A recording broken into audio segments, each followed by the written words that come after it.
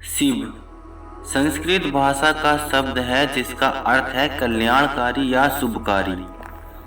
यजुर्वेद में शिव को शांतिदाता बताया गया है। शी का अर्थ है पापों का नाश करने वाला, जबकि वा का अर्थ देने वाला यानी दाता। शिव की दो काया है, एक वह है जो स्थूल रूप से व्यक्त किया जाए, दूसरी वह है जो सूक्ष्म रूपी अव्यक्त लिंग के रूप में जानी जाती है। शिव की सबसे ज्यादा पूजा लिंग रूपी पत्थर के रूप में की जाती है। लिंग शब्द को लेकर बहुत भ्रम होता है। संस्कृत में लिंग का अर्थ है चिन्ह। इसी अर्थ में यह शिवलिंग के लिए इस्तेमाल होता है।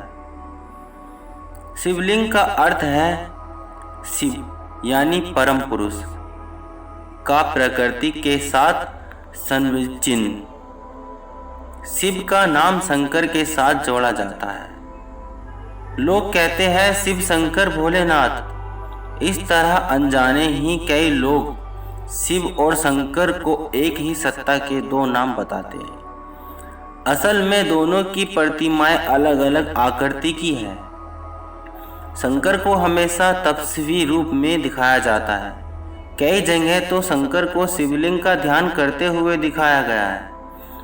शिव के सृष्टि की स्थापना, पालन और विनाश के लिए क्रम से ब्रह्मा, विष्णु, महेश नामक 3 सूक्ष्म देवताओं की रचना की है। इस तरह शिव ब्रह्मांड के रचयिता हुए और शंकर उनकी एक रचना। भगवान शिव को इसलिए महादेव भी कहा जाता है। इसके अलावा शिव को 108 दूसरे नामों से भी जाना और पूजा जाता है। शिव को अर्धनारीश्वर भी कहा गया है। इसका अर्थ यह नहीं है कि शिव आधे पुरुष ही है या उनमें संपूर्णता नहीं। दरअसल यह शिव ही है जो आधे होते हुए भी पूरे हैं। इस सृष्टि के आधार और रचयिता यानी स्त्री पुरुष शिव और भक्ति के ही स्वरूप है।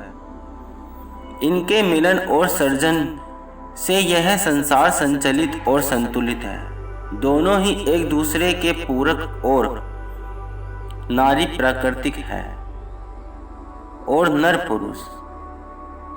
प्रकृति के बिना पुरुष बेकार है और पुरुष के बिना प्रकृति। दोनों का अन्योन्याश्रय संबंध है।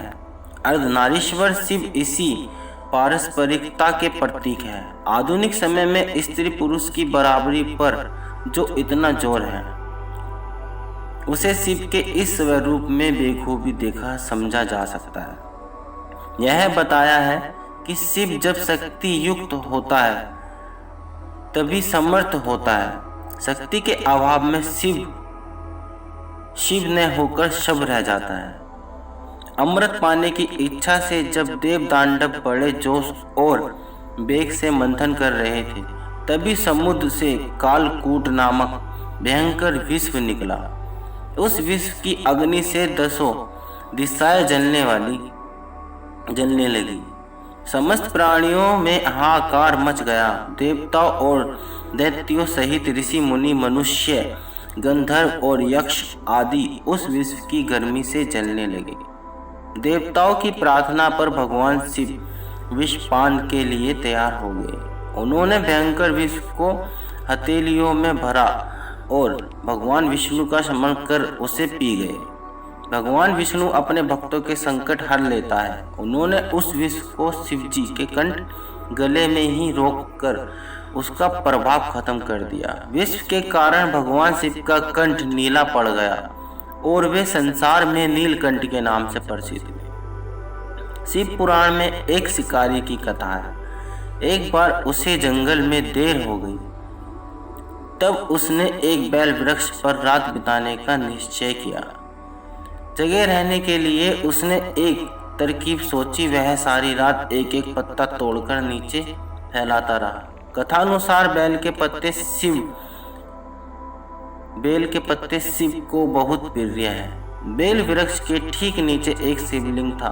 शिवलिंग पर प्रिय पत्तों का अर्पण होते देख शिव प्रसन्न हो उठे। जबकि शिकारी को अपने शुभ काम का एहसास न था। उन्होंने शिकारी को दर्शन देकर उसकी मनोकामना पूरी होने का वरदान दिया। कथा यह कह साफ है कि शिव कितनी आसानी से प्रसन्न हो जाते हैं। शिव महिमा की ऐसी कथाओं और व्याख्यानों से पुराण भरे पड़े हैं। भगवान शिव का स्वयं स्वयं रूप जितना विचित्र है उतना ही आकर्षक भी। शिव जो धारण करते हैं उनके भी बड़े व्यापक अर्थ हैं। शिव की जटाएं अंतरिक्ष का प्रतीक है। चंद्रमा मन का प्रतीक है। शिव का मन चांद की तरह भोला, निर्मल, उज्जवल और जागृत है। शिव की 3 आंखें हैं, इसलिए उन्हें त्रिलोचन भी कहते हैं। शिव की ये आंखें सप्तरजतम, भूत, वर्तमान, भविष्य, स्वर्ग, मृत्यु, पाताल का प्रतीक है। शिव जैसे हिंसक जीव शिव के अधीन है। सर्प तमोगुणी वह संहारक जीव है जिस शिव ने अपने वश में कर रखा है। शिव के हाथ में एक मारक शस्त्र है, त्रिशूल, भौतिक, दैविक, आध्यात्मिक, इन तीनों तापों को नष्ट करता है। शिव के एक हाथ में डमरू है जिसे वह तांडव नृत्य करते समय बजाते हैं। डमरू का नाद ही ब्रह्मा रूप है। शिव के गले में मुंडमाला है जो इस बात का प्रतीक है कि शिव ने मृत्यु को वश में किया हो। शिव ने शरीर पर व्याघ्र चक्र यानी बाघ की खाल पहनी हुई है। व्याघ्र सिंह हिंसा और अहंकार का प्रतीक माना जाता है। इसका अर्थ है कि शिव ने हिंसा और अहंकार का दमन कर उसे अपने नीचे दबा लिया है। शिव के शरीर पर भस्म लगी होती है। शिवलिंग का अभिषेक भी भस्म से किया जाता है। भस्म का लेप बताता है कि यह संसार नश्वर है। शिव का वाहन वृषभ यानी बैल है। वह हमेशा शिव के साथ रहता है। वृषभ धर्म का प्रतीक है।